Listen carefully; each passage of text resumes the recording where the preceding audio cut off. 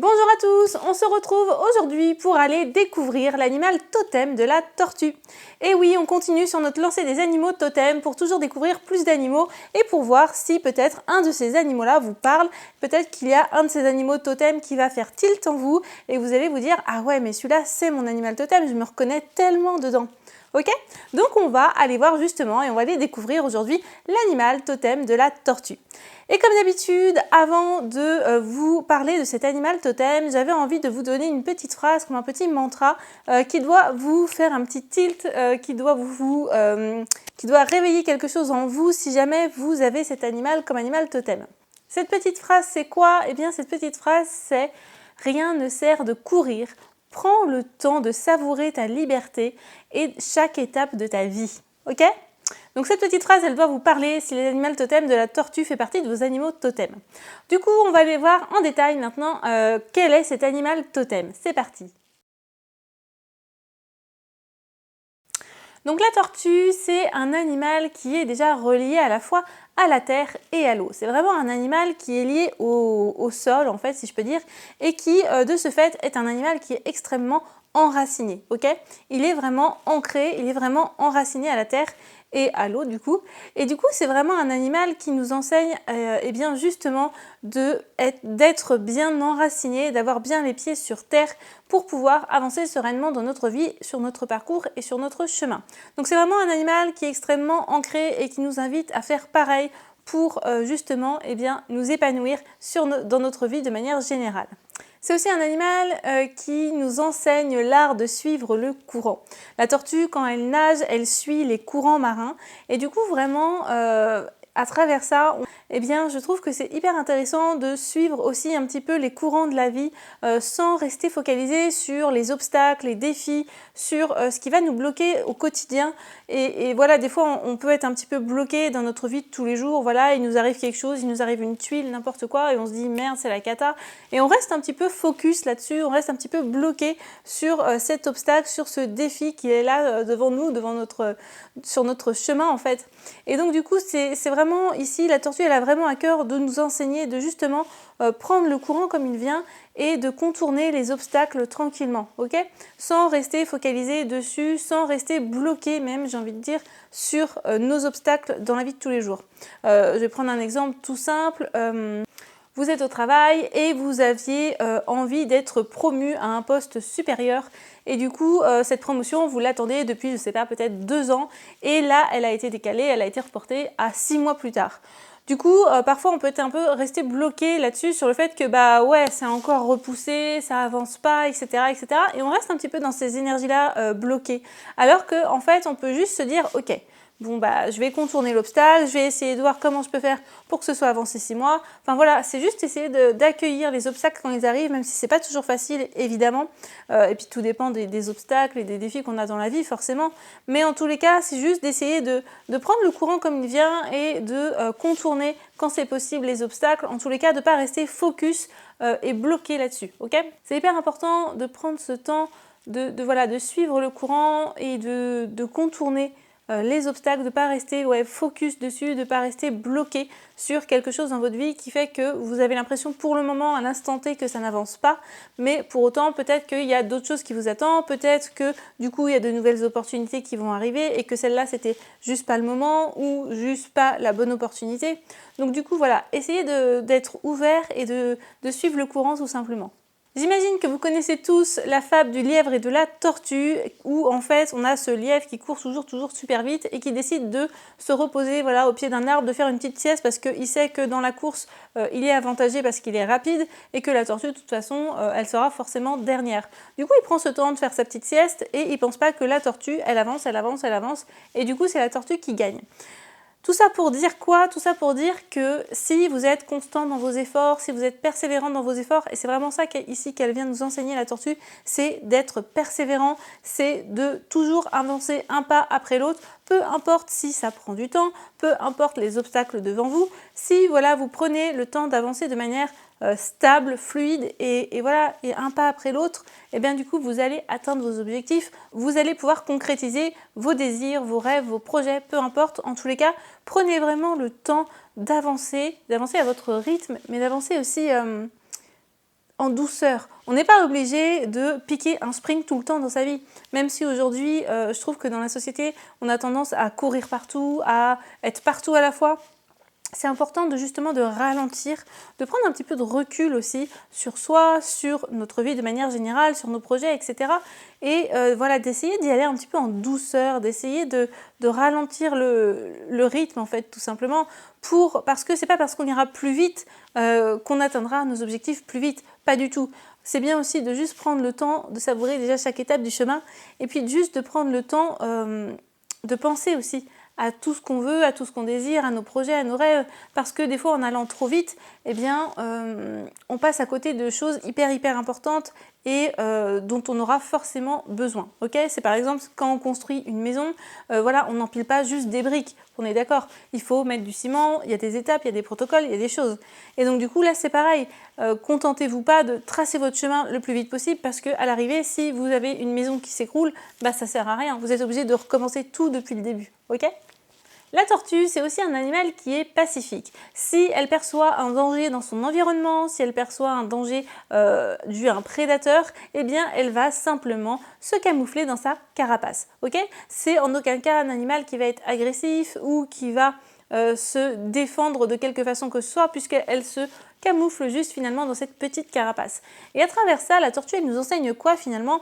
Eh bien, elle nous enseigne aussi à mettre des limites. Okay, elle nous enseigne à mettre des limites dans notre vie, à savoir dire stop, à savoir dire non, et à vraiment, ouais, c'est vraiment ça, poser un cadre et poser des limites dans notre vie. On n'est pas obligé de se faire marcher dessus tout le temps, on n'est pas obligé de se faire piétiner la tête tout le temps par les autres. Okay, on a le droit d'avoir des limites, on a le droit de dire non, ça c'est pas ok pour moi, ça c'est pas ce que je souhaite. Donc voilà, en fait la tortue, vraiment, elle nous enseigne ça, elle nous enseigne l'art de pouvoir se protéger juste en posant un cadre qui est hyper important dans la vie. Savoir dire non, savoir dire stop, c'est hyper important. Pour autant, c'est vrai que y a des personnes qui ont des difficultés des fois à dire stop, à dire non et qui vont se laisser un petit peu marcher sur les pieds parce qu'elles pensent d'abord aux autres avant de penser à elles. Mais pour autant, c'est hyper important de penser à soi d'abord si on veut être bien avec les autres, si on veut pouvoir les aider, si on veut pouvoir être à leur écoute, si on veut pouvoir leur apporter le meilleur de nous-mêmes en fait, tout simplement. C'est aussi mettre des limites parfois dans ses relations. Des fois, on a des tas d'amis, etc., etc. Et on a tendance à accepter un petit peu tout le monde et du coup à pas mettre forcément de limites. Mais s'il y a une personne dans votre entourage que vous ne sentez pas, avec laquelle vous n'êtes pas à l'aise ou que vous n'avez juste tout simplement pas envie de voir, c'est aussi important, encore une fois, de mettre des limites.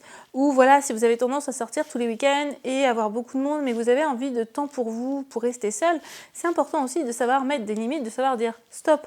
Là, maintenant, je prends ce temps pour moi. J'ai pas besoin de voir toutes ces personnes-là.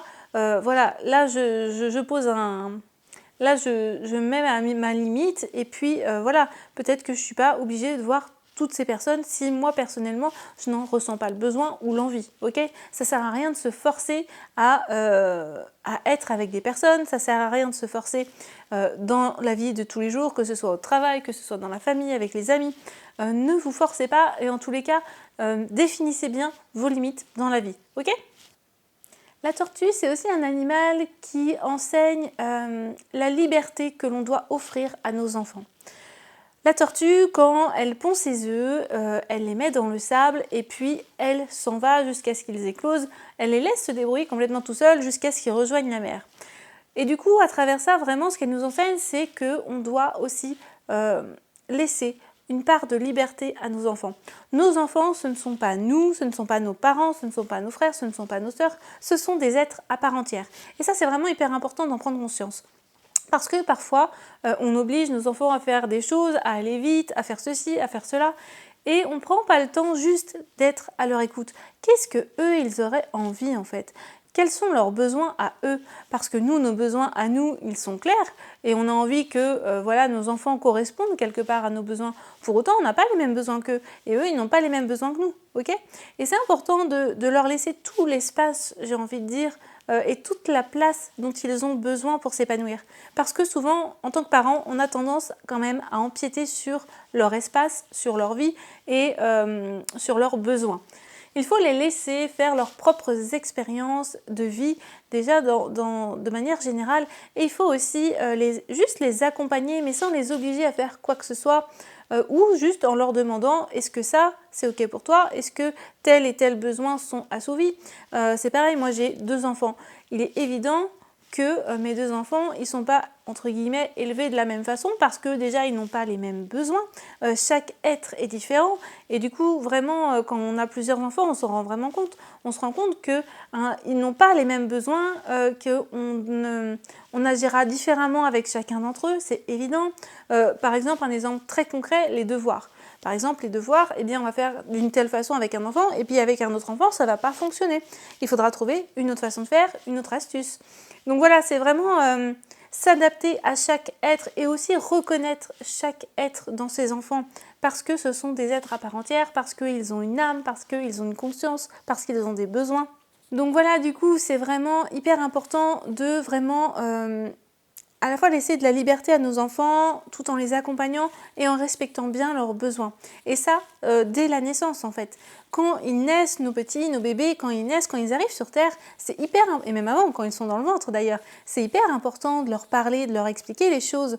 Par exemple, quand vous avez un bébé qui est tout nourrisson, c'est important de lui dire ce que vous allez faire, de lui dire que là, vous allez prendre le temps de lui changer sa couche, que là, il va être nourri, que là, eh bien, vous allez le laver, vous allez le mettre dans l'eau, d'expliquer un petit peu, de lui dire en tous les cas chaque geste que vous allez faire, parce que ce ne sont pas des objets qu'on lave, qu'on habille et qu'on pose dans un lit, ok.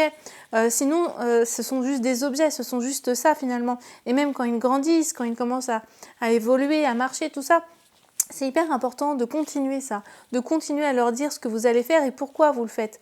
Ok, là je vais faire ça, est-ce que toi tu as envie de faire ça? Là je vais prendre le temps de te laver, là je vais prendre le temps de t'essuyer les fesses. Enfin voilà, c'est vraiment important, ce ne sont pas des objets qu'on trimballe d'un point A à un point B, qu'on habille comme des poupées, ce ne sont pas des poupées en fait tout simplement, ce sont des êtres humains. J'aimerais pas moi que demain on ne me dise pas les choses, on m'explique pas les choses. Si je devenais invalide, j'aimerais qu'on me dise, bah là, je vais prendre le temps de vous laver, là, je vais prendre le temps de faire ceci, de faire cela. Juste, on n'est pas des objets, et nos enfants non plus ne sont pas des objets, donc soyons vraiment dans la communication et dans l'écoute aussi de nos enfants. Ok, il y a peut-être des choses qui ne leur conviennent pas, et nous, on est juste là pour essayer de les comprendre, pour essayer d'être à leur écoute finalement. Ok, bon bref, je me suis un peu étalée sur le sujet des enfants, mais je trouve que c'est un sujet qui est hyper important et la tortue, vraiment, elle nous enseigne ça, à la fois cette liberté pour nos enfants et à la fois aussi le fait de prendre conscience que ce sont des êtres humains et ce, dès la naissance, et de pouvoir justement agir avec eux comme si on agissait avec nous-mêmes en fait. Du coup, maintenant, on va aller voir un petit peu la personnalité des gens qui ont cet animal comme totem. C'est parti. Les personnes qui ont la tortue comme animal totem, ce sont soit des personnes qui vont aimer prendre le temps dans la vie, qui vont aimer avancer avec douceur, qui vont réfléchir et prendre le temps de prendre des décisions, qui ne vont pas agir sur un coup de tête ou trop vite. Ce sont vraiment des personnes qui savent avancer en douceur, mais de manière régulière sur leur chemin de vie et dans leurs projets, enfin voilà, de manière générale. Ok ? Ce sont des personnes qui du coup vont peut-être avoir des facilités à atteindre plus vite leurs objectifs quelque part parce qu'elles auront pris le temps d'y aller en douceur et pas trop vite, d'accord ? C'est vraiment des personnes qui auront suivi chaque étape, chaque processus et du coup elles vont vraiment être beaucoup plus à l'aise une fois qu'elles auront atteint leur objectif final. Elles seront beaucoup plus à l'aise parce qu'elles auront respecté tout un temps, tout un temps d'introspection, tout un temps d'étapes à suivre. Donc voilà, elles seront vraiment beaucoup plus à l'aise finalement une fois qu'elles auront atteint leurs objectifs parce que simplement elles auront pris le temps de faire les choses correctement. Ce sont aussi des personnes qui savent de manière générale se protéger, fixer des limites dans leur vie, mais ça peut aussi être tout l'inverse. En fait, quand je vous dis un truc, c'est soit ça, soit c'est tout l'inverse, et du coup, vous avez cet animal totem qui vous accompagne pour justement travailler cette partie-là de vous. Donc, soit vous avez des personnes qui sont capables de dire stop, qui sont capables de dire non, qui sont capables de se protéger, de mettre des limites dans leur vie, que ce soit dans leur environnement, au travail, avec des amis, de la famille, etc. Ce sont vraiment des personnes qui, voilà, c'est cadré, je veux dire, personne ne lui marche sur la figure, personne n'empiète sur cette personne-là. Enfin voilà, ce sont vraiment des personnes qui savent fixer des limites. Mais par contre, ça peut aussi être l'inverse. Ça peut être des personnes qui, au contraire, ne savent pas dire non, ne savent pas fixer de limites, qui acceptent tout, qui acceptent qu'on leur marche un petit peu sur la tête. Donc voilà, et du coup, la tortue, eh bien, vous pouvez faire appel à elle justement pour vous aider par rapport à ça. Si vous avez besoin de fixer des limites dans votre vie, si vous avez besoin de savoir juste dire non ou dire stop, eh bien vous pouvez faire appel justement à cet animal totem de la tortue qui viendra vous aider. Et encore une fois, c'est vraiment mettre des limites mais de manière pacifique, ok? C'est jamais dans l'agressivité, c'est jamais dans la violence, etc. C'est vraiment mettre des limites mais de manière pacifique. On est là juste pour prendre soin de soi et pour savoir dire ok, là c'est stop, c'est ma limite. Vous pouvez aussi faire appel à cet animal de la tortue dès que vous sentez que vous n'êtes plus enraciné ou bien ancré, si vous sentez que voilà, vous avez besoin de retourner à vos sources et à qui vous êtes profondément, vous pouvez faire appel à cet animal-là. Vous pouvez faire appel aussi à cet animal totem de la tortue. Et bien justement, si vos parents vous ont un petit peu, alors traité, j'aime pas trop ce mot-là, mais vous ont un petit peu traité si comme un objet, vous ont pas laissé toute votre place d'enfant, s'ils vous ont pas laissé libre de vos expériences, voilà, vous pouvez faire appel à cet animal totem de la tortue pour vous aider, parce que souvent, forcément, quand on n'a pas eu l'espace nécessaire quand on était petit, ça a un impact après sur notre vie. Forcément, ça a un impact sur notre avenir. Parfois, on a des blocages qui sont encore là, qui sont encore en nous, et justement, le fait de ne pas avoir eu la chance de pouvoir vivre ces expériences, pas avoir eu la chance d'avoir eu une certaine liberté, eh bien ça fait que peut-être derrière, eh bien, vous avez du mal à fixer vos limites, que vous avez du mal à oser faire des choses. Enfin voilà, du coup, vous pouvez vraiment faire appel à cet animal de la totem de la tortue pour justement vous aider si vous avez vécu ce genre de choses. Donc voilà un petit peu de manière générale pour les personnalités des gens qui ont cet animal comme totem. Donc voilà, maintenant on va aller voir un petit peu du côté des chakras, des pierres en lithothérapie et des élixirs floraux. C'est parti! Donc la tortue, elle est liée bien à deux chakras. Le premier chakra auquel elle est liée, c'est le chakra racine qui se trouve au niveau de notre périnée, mesdames et messieurs, et qui vraiment est en lien avec justement tout ce qui va être ancrage et enracinement. Et elle est liée eh bien, au chakra du cœur qui se trouve au niveau de notre cœur et qui est de couleur verte et qui va être vraiment en lien avec déjà la confiance en soi, l'amour de soi, etc. avec tout ce qui va être lié à l'amour de manière générale. Donc maintenant, je vais vous proposer quelques pierres en lithothérapie qui peuvent à la fois vous permettre de vous connecter à cet animal totem et qui peuvent aussi vous libérer de certains blocages. Donc déjà, la première pierre que je voulais vous proposer, c'est le quartz rose. Le quartz rose, c'est la pierre de l'amour, comme je dis toujours. C'est une pierre qui vous apporte à la fois de l'amour et de la douceur dans votre vie quotidienne. Ensuite, en deuxième pierre que je voulais vous proposer, eh bien, on a la jaspe rouge. La jaspe rouge, elle, ça va être plus une pierre liée à la sécurité. Voilà, à se sentir en sécurité, à oser peut-être mettre des limites, à être un petit peu dans sa carapace finalement et à savoir utiliser finalement cette carapace. Ok, à quel moment j'ai besoin de me mettre dans ma carapace, à quel moment je peux en sortir, à quel moment je fixe mes limites, à quel moment c'est ok. Ensuite, en troisième pierre que je voulais vous proposer, c'est l'hématite. L'hématite, c'est une pierre qui va vous permettre d'être à l'écoute de vous-même. C'est vraiment la pierre de l'écoute de soi, quelque part. Ok ? Ensuite, on a la cornaline. La cornaline, c'est une pierre de confiance en soi qui est du coup extrêmement utile quand on a des problèmes de confiance en soi, que ce soit lié à l'enfance, que ce soit maintenant, aujourd'hui. Donc voilà, c'est vraiment une pierre qui peut vous aider par rapport à ça. Maintenant, on va aller voir un petit peu du côté des élixirs floraux. Quelles plantes peuvent venir nous aider ? Donc la première plante que je voulais vous proposer, c'est l'impatience. L'impatience qui va venir travailler votre patience. Et oui, ça va vous permettre juste de savoir prendre le temps, d'avancer tranquillement, d'avancer en douceur. Ensuite, on a la mélèze qui va être plutôt là pour vous permettre d'avoir confiance en vous et pour oser peut-être prendre des décisions, oser aller au bout de votre chemin. Donc voilà, c'est vraiment une plante pour la confiance en soi. Et enfin, la dernière plante que je voulais vous proposer, c'est la gentiane. La gentiane, c'est une plante pour la persévérance. Ça va vous permettre d'aller au bout des choses, de continuer à avancer, même si vous n'avancez pas vite, de continuer à avancer pour aller jusqu'au bout des choses de manière générale. Donc voilà un petit peu pour cet animal totem de la tortue. J'espère que cette vidéo vous aura plu. N'hésitez pas à me dire dans les commentaires si ça vous a plu. N'hésitez pas à liker, à partager, à commenter et à vous abonner à ma chaîne pour pouvoir recevoir toujours plus de contenu et pour que je vous fasse toujours plus de vidéos sur les animaux totems. Bye bye les amis!